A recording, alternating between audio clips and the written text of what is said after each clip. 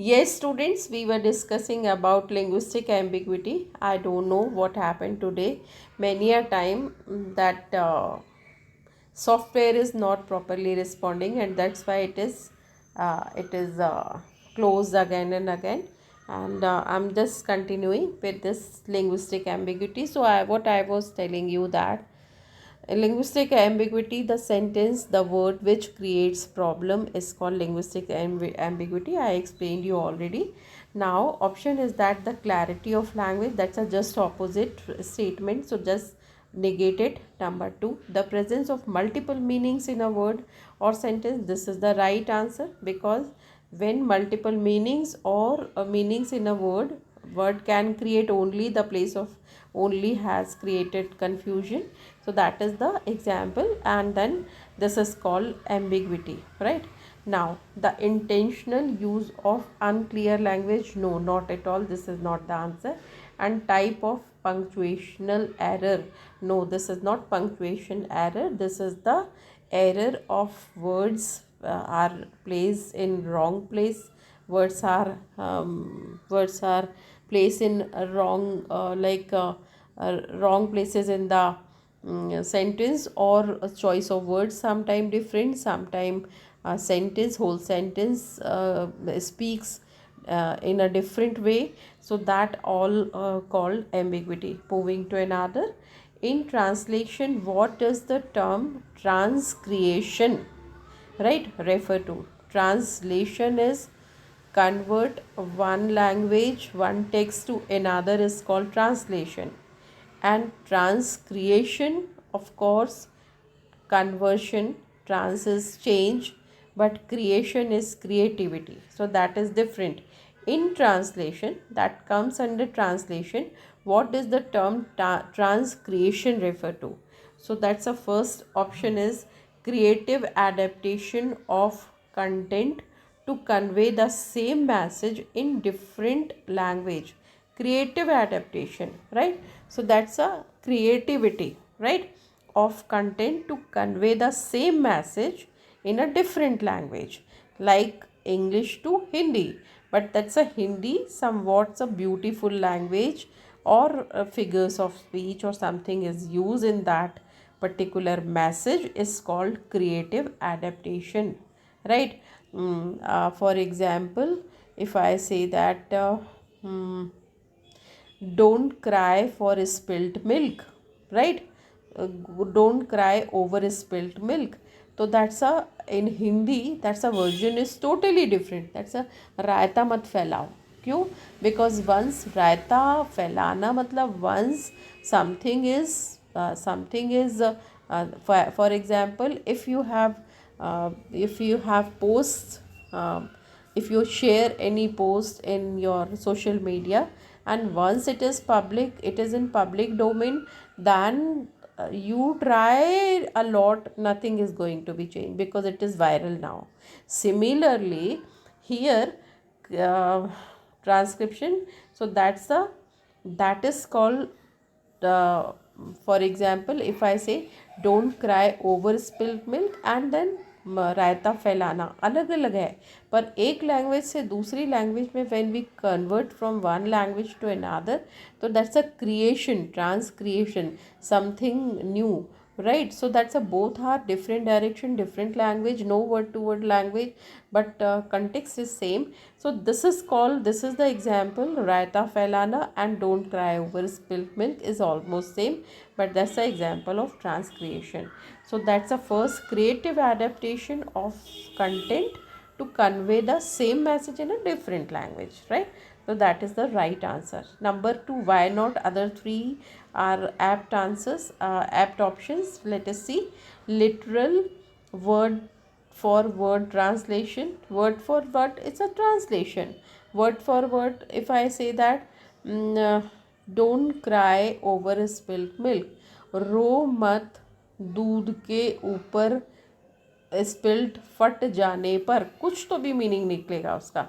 तो that is word for word translation. Word for word this word, and for this word another word. that is called word for word translation. So that literal word for word translation sometimes are not useful, right? Because each and every language is developed separately. But yes, that's a part of translation. That's a one of the kinds of translation which is called literal word for word translation. So that is translation, that is not transcreation.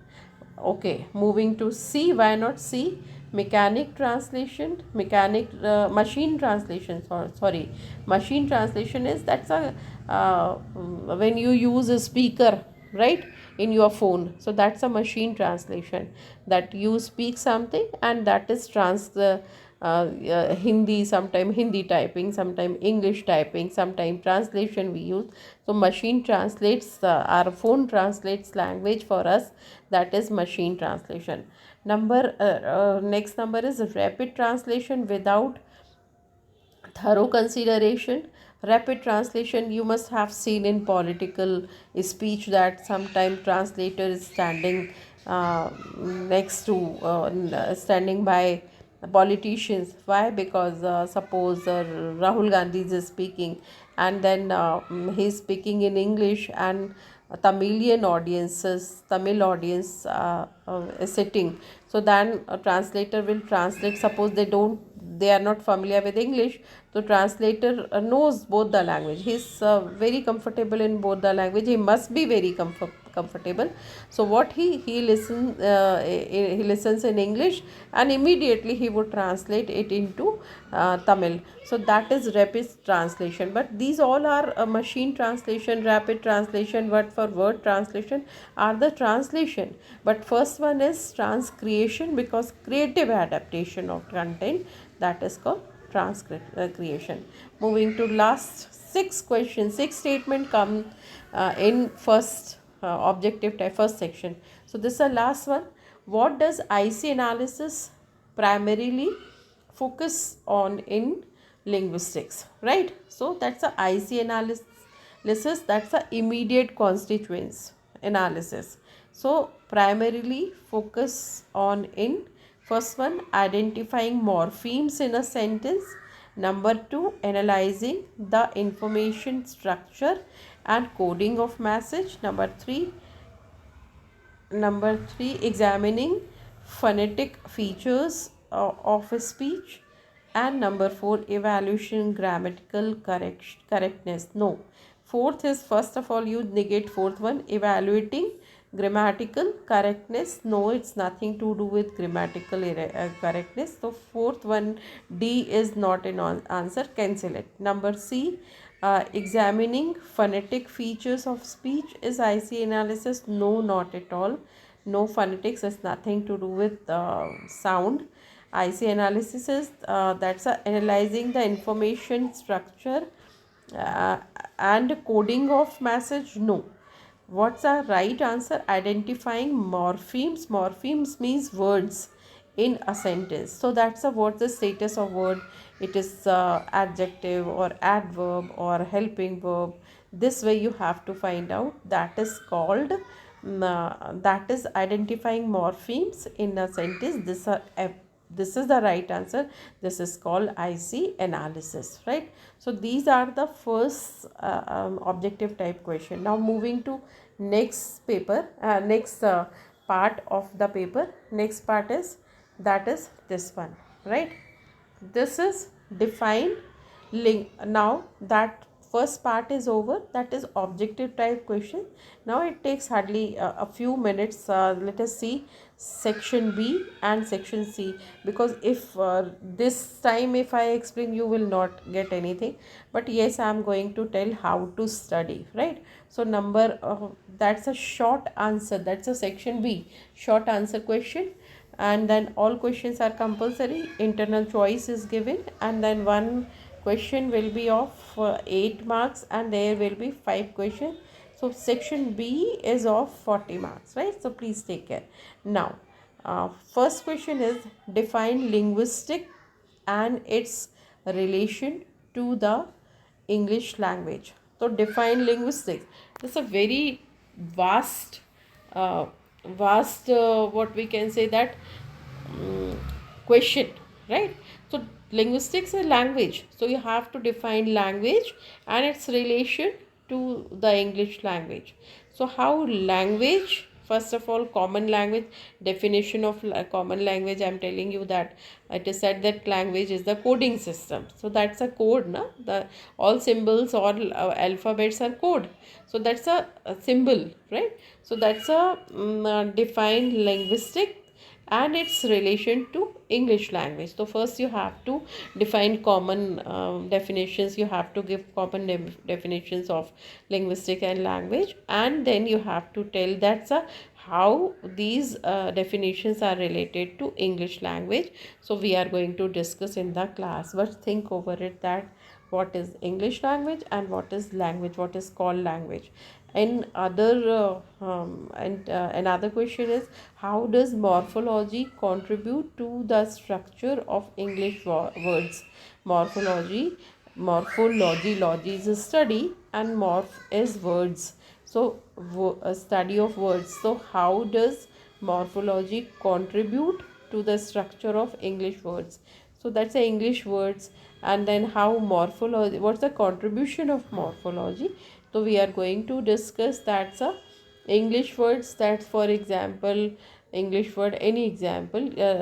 So for example, rendezvous. Rendezvous spelling is very different from sound. That's a rendezvous, RENDEZVOUS, but sound is rendezvous. So that's a study of this word, and then how this word is used. And for example, another example is parley g. We used to think that parley g is a biscuit, but parley is a meeting, right? So that's a how these words play a role in language. This is whole study is called morphology. So we are going to discuss now. uh, Next question is, explain the significance of great vowel shift in the development of language English, right? So explain the significance of great vowel shift. That is, vowel shift means you have to tell that when vowel is shift, I am telling you that vowel is there are not only 5 vowels, there are 20 vowels. So how these vowels shift, and then how pronunciation will be changed, meaning will be changed. So this is we are going to discuss in the class, right? Now describe the impact of Latin and French on the vocabulary of Middle English. Middle English vocabulary, because Latin and French have contributed a lot in development of English language. So that's how these vocabulary contributed to develop English language in the middle development of that's a middle phase of development of English language. So that is again we have to discuss in the class. Now question 3, define phoneme in the context of phonology. Phoneme is each and every acceptable sound is called phoneme. All alphabets are phoneme, right? So that's how all alphabets are important in the context of phonology. So phoneme is different. All words, all sounds are called phoneme, acceptable sounds, and then how these sounds play different role in phonology we are going to discuss. Now next one is, define the term intonation in phonology. Intonation is that's a rising tone, falling tone, rising, falling tone. This is called intonation, right? So that's a very important part, very important topic. We are going to discuss intonation. So how it plays the role, what's the significance of intonation in phonology, we are going to discuss, right? Now next is, how does syntactic ambiguity occur in sentence, right? Syntactic ambiguity, that's a sentence. Syntactic is sentence and semantic is word or meaning. When meaning is changed, that is called semantic, and when structure is changed, that is called syntactic.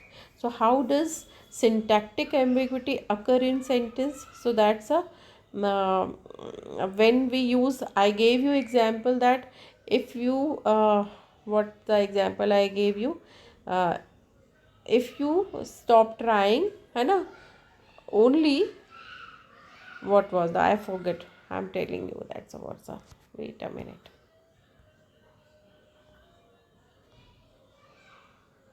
Yes, this I'm repeating this answer, this statement, that you only fail when you stop trying. Yes, right? You only fail when you stop trying. That is called you only fail when you stop trying, is the example of ambiguity, syntactic ambiguity, because the place of only is not correct. So that is syntactic ambiguity. When sentence creates problem, sentence create confusion, formation of sentence is not proper, that is called syntactic ambiguity. Okay, now what is the difference between translation and transcreation? I'm going to tell you in soon, right? So translation is very important in transcreation. Now next is, what does the IPA stand for in linguistics, right? IPA's International Phonetic Alphabets is called IPA, and then give an example of IPA symbols used for a voice biblical plausive. So that's a different kind of, very easy name. Don't fear with name, because these are the simple terms. We once you will be familiar, then it will be very easier to you and very interesting IPA symbols. So we are going to discuss IPA, right? So that is there. Now, how does IC analysis help in studying language variation? How does IC analysis, immediate constituents analysis, help in studying language variation, right? So that's a if you know the analysis, so that how uh, it will be helpful in language variation, because I once you will be able to analyze the different words and their roles and their connections words in a sentence, then definitely you are that's a language variation, how language vary, vary place to place, that will be easier to you. So this is the different kind of question we are going to discuss. Now last section is, that's a long answer question, right? So here, compare and contrast. First question, compare and contrast. Acha, that's a very important, that you just have to do two question, and one question will be of 12 marks. It's very much like you have to give detailed information, right? So please take care. Here are 5 questions. Out of 5 you have to do 2 questions, right? So first question is, compare and contrast the synchronic and diachronic approaches to the study of language. Synchronic, that's the study that is contemporary. Synchronic is called contemporary study of language. Means, suppose you must have listened that within 90 hours you can learn English. 90 घंटों में अंग्रेजी सीखिए, right? तो वो 90 घंटे में क्या सिखाते? तो that is just they tell that I wanna, है ना, want to become a wanna, I want to just these are the modern terms and slangs, and these kind of language where you don't have to put much brain, and you just remember, cram, and you will be able to speak. That is called synchronic, because you don't go in depth and you don't know what the history, how such word, what the root of the word, what